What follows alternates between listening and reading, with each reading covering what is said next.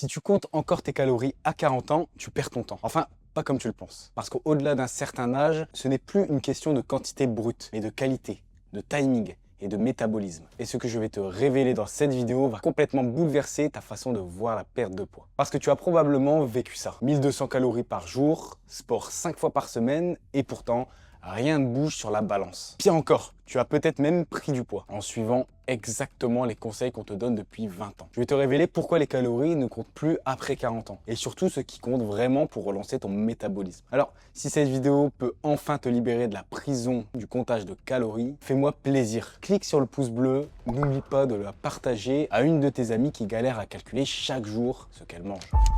Le mythe qui te trompe depuis des années.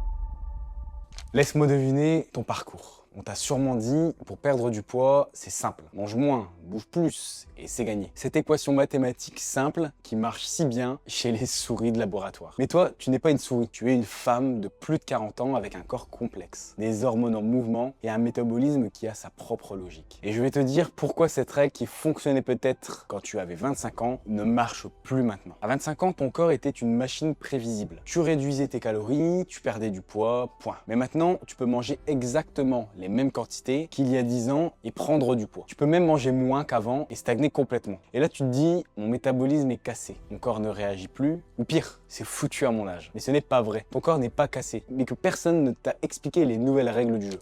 Partie 1, les 3 révolutions qui changent tout. Voici ce qui se passe vraiment dans ton corps après 40 ans. Et pourquoi simplement compter les calories n'a plus aucun sens si tu ignores ce qui se passe derrière. Première révolution, la révolution hormonale. Tes hormones sont devenues les chefs d'orchestre de ton métabolisme. Et contrairement à ce qu'on te dit, elles ne regardent pas le nombre de calories que tu manges. Elles regardent quel type de calories tu manges et quand tu les manges. Ton insuline, par exemple, décide si tes calories vont être brûlées ou stockées. Peu importe que tu manges 1200 ou 1800 calories, si ton insuline est déréglée, une grande partie finira dans tes réserves graisseuses. Tes oestrogènes en chute libre à la ménopause influent directement où tu stockes tes graisses. Sans eux, même une calorie de brocoli peut finir sur ton ventre si ton corps est en mode stockage. Et ton cortisol, souvent élevé à cause du stress, de la fatigue ou d'un mauvais sommeil, vient encore compliquer les choses. Tu dors mal, tu te réveilles déjà épuisé. Et ton corps croit qu'il est en danger. Résultat, il active le mode survie. Et dans cet état-là, même une pomme mangée au mauvais moment peut se transformer en graisse abdominale. Pas parce qu'elle est mauvaise, mais parce que ton corps, sous l'effet du cortisol, n'a qu'une priorité, stocker. Et au fait, petite précision importante, quand je te parle de pommes ou de brocoli qui font grossir,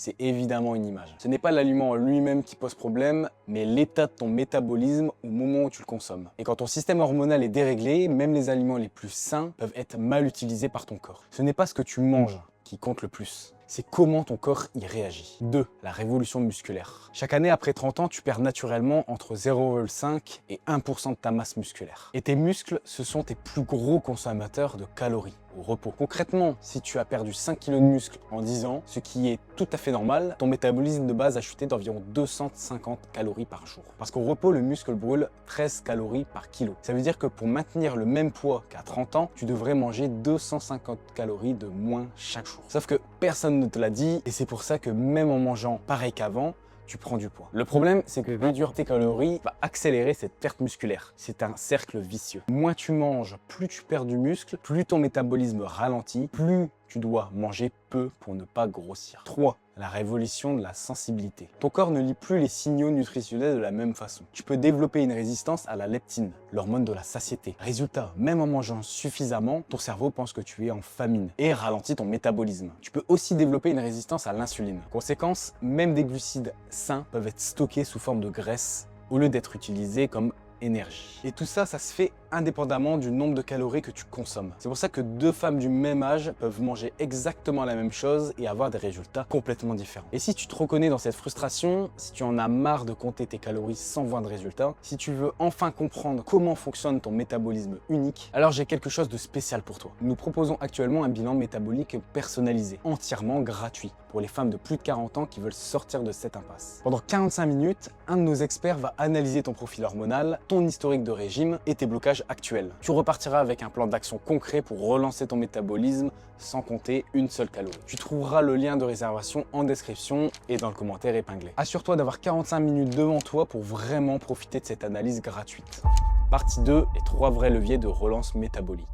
Maintenant que tu comprends pourquoi les calories ne suffisent plus, voici ce qui compte vraiment pour relancer ton métabolisme après 40 ans. Premier levier crucial, la qualité prime sur la quantité. 200 calories de brocoli ne sont pas égales à 200 calories de biscuits dans ton corps. Le brocoli va nourrir tes muscles, stabiliser ta glycémie et même coûter de l'énergie à digérer. Le biscuit va déclencher un pic d'insuline, favoriser le stockage et créer une addiction qui te fera en manger encore plus. C'est ce qu'on appelle l'effet thermique des aliments. Ton corps dépense 30% de l'énergie des protéines juste pour les digérer et les assimiler. Il ne dépense que 3% pour les glucides raffinés. Donc en mangeant 1500 calories de protéines et légumes, tu brûles automatiquement plus qu'en mangeant 1500 calories de glucides transformés. Concentre-toi sur des aliments qui coûtent de l'énergie à ton corps. Protéines complètes, légumes fibreux, bonne graisse. Ils vont relancer naturellement ton métabolisme sans que tu aies à compter quoi que ce soit. Deuxième levier, le timing bat la quantité. Quand tu manges, compte désormais plus que combien tu manges. Ton métabolisme n'est pas linéaire dans la journée. Il suit des cycles, des rythmes hormonaux naturels. Et si tu respectes ces rythmes, tu peux brûler plus de gras sans même réduire les portions. Le matin, ton corps sort d'un jeûne nocturne naturel. C'est un moment stratégique. C'est là que tu dois nourrir tes muscles. Un bon apport en protéines va freiner la fonte musculaire et soutenir la production de tes hormones anabolisantes, comme la testostérone. Les bonnes graisses, elles, vont stabiliser ta glycémie, éviter les fringales de 10 heures et t'apporter une énergie constante toute la matinée. Et contrairement à ce qu'on te dit partout, évite les glucides au réveil. Ils vont déclencher un pic d'insuline qui sabote ta capacité à brûler des graisses. L'après-midi, quand tu as vraiment besoin d'énergie pour finir ta journée, c'est là que tes glucides sont les mieux utilisés. Et le soir, ton corps se prépare naturellement au repos et à la régénération. C'est le moment parfait pour les protéines légères. Des légumes qui favorisent la récupération et des légumes à indice glycémique bas. Cette approche du timing nutritionnel peut relancer ton métabolisme plus efficacement que n'importe quelle restriction calorique. Parce qu'elle travaille